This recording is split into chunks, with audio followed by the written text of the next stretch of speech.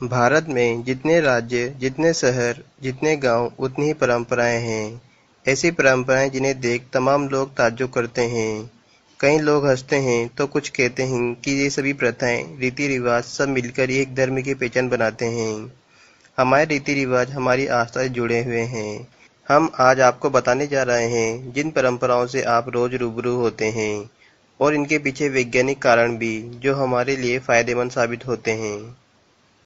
Number 1, चरण स्पर्श करना। हिंदू धर्म में ईश्वर से लेकर बड़े बुजुर्गों के पैर छूकर आशीर्वाद लेने की परंपरा है, जिसे चरण स्पर्श करना कहते हैं।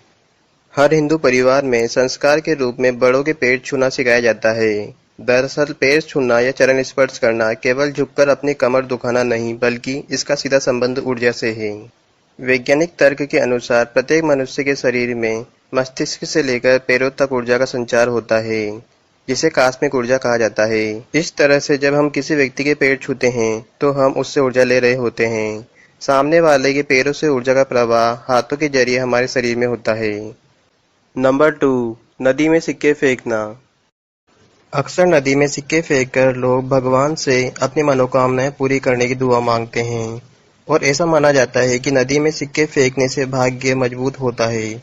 लेकिन इसके पीछे के वैज्ञानिक कारण की बात करें तो पहले के समय में तांबे के सिक्के हुआ करते थे, जो पानी को बैक्टीरिया मुक्त करते थे और इसीलिए पानी में सिक्के डाले जाते थे। लेकिन धीरे धीरे लोगों ने इसे भाग्य चमकाने से जोड़ दिया। नंबर 3, जमीन पर बैठकर भोजन करना। भारतीय संस्कृति में जमीन पर बैठकर भोजन करना उत्तम माना जाता है। भले ही अब शहर में यह चलन नहीं रहा हो, लेकिन गांव और कस्बों में आज भी लोग जमीन पर बैठकर भोजन करते हैं। इसके पीछे वैज्ञानिक आधार यह है कि पालकी लगाकर बैठना योग के प्रमुख आसनों में से एक है। जब आप पालकी लगाकर बैठते हैं तो आप जो भी खाते हैं उसका पाचन बेहतर होता है। इसके अलावा आपका मन और मस्तिष्क दोनों ही शांत होते हैं। नंबर 4, उत्तर दिशा में सिर रखकर ना सोना। सोते समय इस बात पर विशेष ध्यान दिया जाना चाहिए कि आपका सिर उत्तर दिशा में न हो।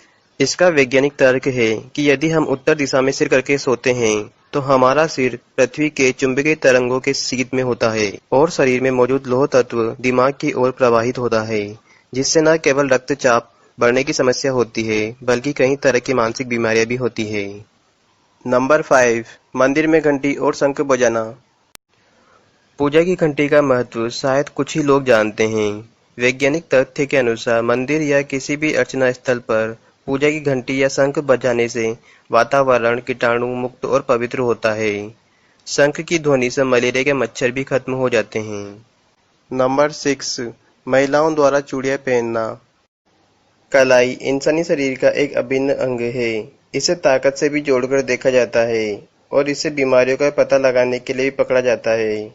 चूड़ियां पहनने से कलाई में हमेशा घर्षण होता रहता है और इससे रक्तचाप बेहतर होता है। नंबर 7, कान छिदवाना। महिलाओं के साथ साथ कुछ धर्मों में पुरुष भी अपने कान छिदवाते हैं। यह परंपरा जाति धर्म के अनुसार चलती रहती है। कान छिदवाने के पीछे का वैज्ञानिक तर्क कान से दिमाग तक जाने वाली नस का है। कान छिदवाने से इस नस का रक्त संचार तीव्र और बेहतर होता है, जिससे स्मरण शक्ति बढ़ती है और दिमाग भी शांत रहता है। इस बारे में यह भी माना जाता है कि इसका सकारात्मक प्रभाव आपकी बोली पर भी पड़ता है। नंबर 8, सिर पर चोटी रखना। हिंदू धर्म में कई संत और ऋषि मुनि चोटी रखते हैं। आजकल तो पुरुषों का चोटी रखना भी फैशन में गिना जाता है, लेकिन चोटी रखना दिमाग को शांत और स्थिर रखने का एक वैज्ञानिक तरीका है। यह नसों के केंद्र स्थान पर दबाव बनाती है, जिससे गुस्सा नहीं आता और दिमाग तेज चलता है। नंबर 9, बिल्ली का रास्ता काटना। पुराने समय में लोग जब व्यापार के लिए बैलगाड़ियों से एक शहर से दूसरे शहर जाया करते थे, रात के समय में बिल्ली की आंखें चमकती थी, जिससे गाय, बैल और घोड़े डर जाया करते थे। इसलिए थोड़ी देर के लिए यात्रा रोक दी जाती थी। इसी आधार पर लोग आपस में कहने लगे कि जब बिल्ली गुजरे तो थोड़ी देर के लिए रुक जाना चाहिए, और यही बाद में अंधविश्वास बन गया।